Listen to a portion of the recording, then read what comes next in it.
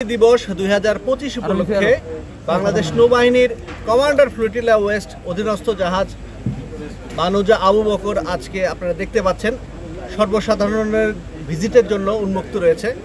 তো এই ভিজিটের মাধ্যমে আমাদের দেশের জনসাধারণ দেখতে পাচ্ছেন বাংলাদেশের একটি আধুনিক যুদ্ধজাহাজ কী রকম হয়, এরকম আধুনিক যুদ্ধজাহাজের কি অপারেশনাল সক্ষমতা রয়েছে।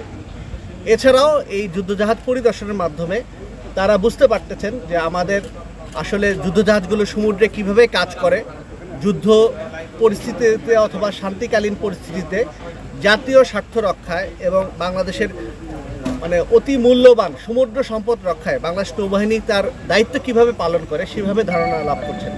এবং এই আপনারা দেখতে পাচ্ছেন যে বিভিন্ন ধরনের শ্রেণী পেশার মানুষ এখানে জাহাজটা দেখতেছেন।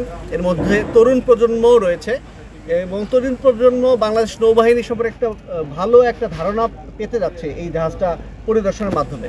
তো 21শে নভেম্বর উপলক্ষে সশস্ত্র বাহিনী দিবস উপলক্ষে আপনারা জানেন যে নৌবাহিনী এবং অন্যান্য বাহিনীর সাথে একই সাথে সম্মিলিত প্রয়াসের মাধ্যমে বাংলাদেশের মুক্তিযুদ্ধের বিজয়কে ছিনিয়ে এনেছিল।